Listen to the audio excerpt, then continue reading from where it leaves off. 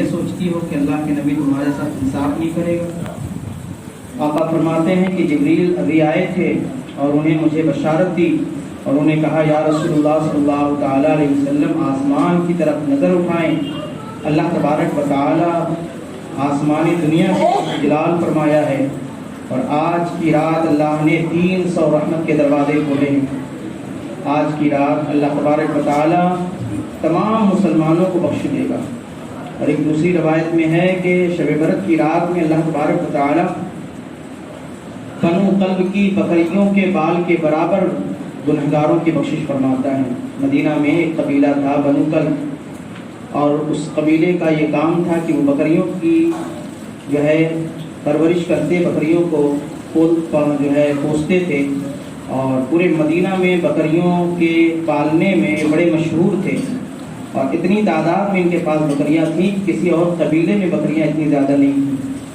तो सरकार ने फरमाया कि बनु कल्ब के पास जितनी बकरियां, उन बकरियों के बदन में, एक एक बकरी के बदन में जितने बाल, अल्लाह ताला उन तमाम बकरियों के बाल के बराबर एक एक बाल के बदले में, यानी एक एक बाल के बस जो है गुनहगारों की बख्शिश फरमाता है।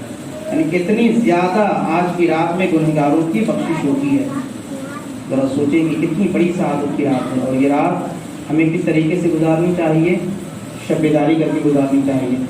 अगर शब्बेदारी से मुराद ये नहीं है कि हम रात भर जागें और हम इधर उधर गपशप में अपना वक्त निकाल दें, सिर्फ कॉफ़ी पीने में टाइम निकाल दें, इस कब्रिस्तान से उस कब्रिस्तान, उस कब्रिस्तान से उस कब्रिस्तान, और यहाँ तक कि सुबह सहरी का वक्त हो जाए और हम अपनी किस्मत का बड़ा नाज करें कि हमने पूरे कलकत्ता के कब्रिस्तान को छान मारा है। मगर हम अपने हम कब्रिस्तान को तो छान मारेंगे मगर अमाल को नहीं छान सकते। तो हमें चाहिए कि हम अपने अमाल की तरफ भी ध्यान दें। और आज की रात इबादत की रात है। आप अपनी कब्रों यानी कब्रिस्तान जो आपके ख़ानदान के हैं या करीब के कब्रिस्तान हैं, आप जाएं और इस नीयत से जाएं कि हम मुसलमानों के लिए, मोमिनीन के लिए, उनके लिए दुआ करेंगे और इस नीयत से जाएं कि कब्रिस्तान जाना आज की रात मुस्तफ़ा जान रहमत की सुन्नत है। दूसरी बात यह है कि सरकार ने फरमाया कि आज की रात हज़रत जिब्रील अलैहिस्सलाम के सलाम ने सरकार से अर्ज़ किया, या रसूलल्लाह, आज की रात अल्लाह तबारक व तआला बेशुमार गुनाहों को बख्शता है मगर 3 ऐसे शख्स हैं जिनकी बख्शिश आज की रात भी नहीं होती। वो कौन लोग हैं? वो कैसे लोग हैं जिनकी बख्शिश नहीं होती, जिनकी दुआएं आज की रात भी कबूल नहीं होती? वो कौन लोग हैं? आप ज़रा गौर करें, सोचें कि आखिर इतनी बड़ी रहमत की रात है, इतनी बड़ी निजात की रात है कि अल्लाह तबारक व तआला इतने गुनहगारों को बख्शता है, मगर क्या वजह है कि ये ऐसे 3 लोग हैं जिनकी बख्शिश नहीं होती? आप ज़रा गौर करें, कहीं ऐसा तो नहीं कि ये 3 आदमियों की लिस्ट में हम लोगों का भी नाम हो? सबसे पहले तो सरकार ने फरमाया कि वो जो जादू करते हैं या जादू करवाते हैं, सैर करते हैं या सैर करवाते हैं, जो किसी के लिए बुराई चाहते हैं और किसी पंडित या किसी तांत्रिक के पास जाकर, किसी जादू के घर के पास जाकर किसी को नुकसान पहुंचाने की खातिर अपना माल खर्च करके किसी मोमिन को तकलीफ देते हैं, चाहे वो करें या करवाएं, दोनों के एक ही हुक्म है। आका फरमाते हैं कि जो जादू करते हैं या जादू करवाते हैं, अल्लाह ताला उन जादू करने करवाने वालों को आज की रात बख्शता नहीं है। उनकी दुआएं रद्द कर दी जाती हैं, उन्हें माफ़ नहीं किया जाता है, आज की रात भी उनको ठुकरा दिया जाता है। ज़रा हम सोचें कि आखिर हम अपने आमाल का मुहासबा करें कि हमें कोई ऐसा तो नहीं है कि जो खुद जादू करता हो या किसी से जादू करवाता हो, किसी मोमिन भाई को तकलीफ पहुंचाता हो। आप इस बात पर ख्याल करें, कहीं ऐसा तो नहीं कि इस फरिश्ते में हमारा भी नाम हो। दूसरे वो लोग जिन्होंने अपनी माँ बाप दोनों में से किसी एक को तकलीफ दिया और उनको राजी न किया, उन्हें तकलीफ दी, चाहे वो जुबान से, हाथ से, माल से, पैसे से या जिस तरीके से भी उनको रखने में, उनकी खिदमत करने में, चाहे जिस तरीके से भी हो, माँ को या बाप को नाराज़ किया, उनके आंसू बहाने का मौका दिया, اللہ کے رسول فرماتے ہیں کہ آج کی رات ماں باپ کو تکلیف دینے والے کی بخشش نہیں ہوتی ہے۔ اب ہم سوچیں کہ آخر اب کون سی رات آئے گی جو ماں باپ کے تکلیف دینے والوں کو بھی بخشش ہو جائے؟ لیلۃ القدر کے تعلق سے بھی یہ باتیں آتی ہیں، لیلۃ البرات کے تعلق سے بھی یہ باتیں آتی ہیں۔ تو ہمیں چاہیے کہ اگر ہم نے ایسی غلطی کی ہے تو ابھی بھی وقت ہے، مسجد سے جائیں، ماں گھر میں ہو تو ماں کے قدموں سے لپٹ جائیں، یہ نہ دیکھیں کہ ماں کیا بولے گی، بلکہ یہ کہیں کہ ماں ہم سے جو بھی غلطی ہوئی معاف کر دے۔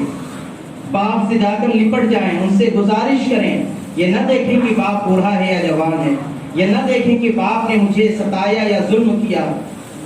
ایک صحابی رسول اللہ کے رسول کی بارگاہ میں پہنچے، کہا یا رسول اللہ، جس وقت سرکار ماں باپ کی فضیلت بیان کر رہے تھے تو انہوں نے عرض کیا یا رسول اللہ میرا باپ میرے اوپر ظلم کرتا ہے۔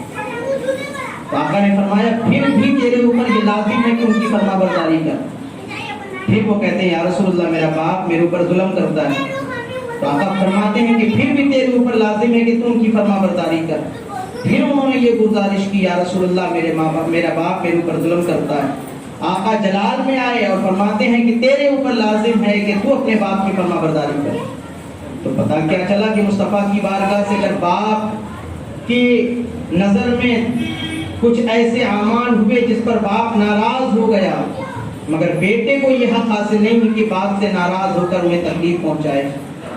اگر تکلیف پہنچا دیا تو یاد رکھیں کہ ایسی مبارک رات میں بھی رات بھر سر پٹکتے رہ جائیں مگر اللہ معاف فرمانے والا نہیں ہے۔ ہمیں چاہیے کہ ہم اپنے اعمال کا محاسبہ کریں۔ ہر نوجوان، ہر شخص اس بات کا خیال کرے کہیں ایسا تو نہیں کہ میں نے اپنے ماں باپ کو تکلیف دی ہو، میں ماں باپ سے جیت کر میں بات کیا ہوں، میں نے ماں باپ کو گالی دیا ہوں، یا ہم نے کوئی ایسی بات کہی ہو جس سے ان کا دل رنجیدہ ہو گیا ہو۔ ہمیں چاہیے کہ ہم اپنے اعمال کا محاسبہ کریں۔ دوسرے اور تیسرے یہ کہ سرکار نے فرمایا جو شراب پیتا ہے، شراب کا عادی ہے، آج کی رات اللہ تعالیٰ اس کی بھی دعا قبول نہیں فرماتا۔ اب آپ سوچیں ایک مثال کے طور پر کہ آپ نے ایک برتن لیا اور دودھ والے کے دکان پہ چلے گئے، آپ نے اسے دودھ کا پیسہ دیا، کہا 2 لیٹر ہمیں دودھ دے دیا جائے۔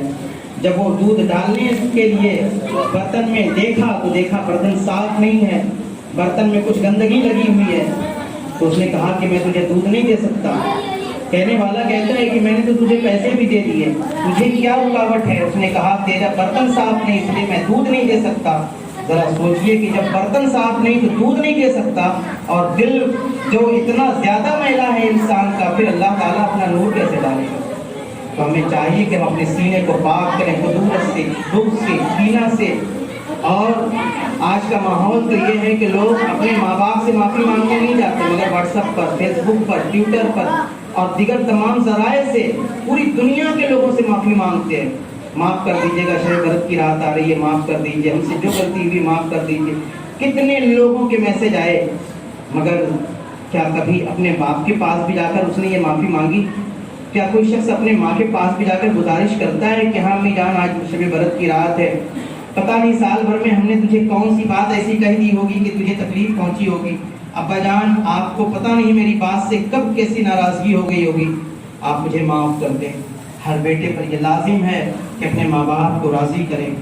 اگر ان تینوں میں سے کوئی بھی شخص ایسا ہے اور پھر اس خوش فہمی میں ہے کہ ہم رات بھر جاگ کر عبادت کر لیں گے، ہم تو معاف کروا لیں گے، تو رات بھر سجدہ پٹکتے رہو مگر کچھ نہیں ہونے والا۔ سجدے کے اندر تعظیم چاہیے، اللہ کی فرما برداری کی کشش ہو سجدے میں، تو پھر وہ سجدہ قبول ہو جاتا ہے۔ اللہ کی بارگاہ میں دعا ہے اللہ تعالی ہم لوگوں کو عمل کی توفیق دے۔ ادھر ادھر وقت برباد کرنے سے بہتر ہے کہ مسجد میں بیٹھ کر آپ عبادت کرتے رہیں، اور رات میں کوشش کریں کہ تہجد کی نماز پڑھیں۔ تہجد کی نماز کے لیے سونا شرط ہے، اور دوسری بات یہ ہے کہ ہو سکے تو تحیۃ الوضو، صلاۃ التسبیح کی نماز پڑھیں، صلاۃ الفاطمہ کی نماز پڑھیں۔ میں نے کتاب کا یہاں ممبر پہ بھی رکھا ہے، جو حضرات کو ضرورت ہو وہ یہاں سے لے لیں، اور اگر یہاں پہ ختم ہو جائے تو شب برات کے فضائل کے تعلق سے کتاب کے روم میں رکھے ہوئے ہیں، آپ باری باری آ کر ہنگامہ نہ کر کے اطمینان سے باری باری آ کر روم سے بھی لے سکتے ہیں، اور اس کے اندر تمام اعمال نوافل کے طریقے لکھے ہوئے ہیں۔ मगर ज़्यादातर बेहतर ये है कि आप अपनी ज़िंदगी में जो फ़र्ज़ नमाज़ें फजर ज़ुहर असर मगरिब इशा की जो नमाज़ें आपने क़ज़ा की हैं, ज़्यादा ज़रूरी और बेहतर ये है कि उन तमाम क़ज़ाए उम्री को आप पूरा करें। कोशिश करें कि आज की रात हम जी भर के इबादत करें और कल रोज़ा रखें। अल्लाह तबारक व तआला आपकी इबादत को भी कबूल फरमाए और कल जो लोग रोज़ा रखें अल्लाह ताला रोज़े को भी अपनी बारगाह में कबूल फरमाए। अल्लाहुम्मा आमीन।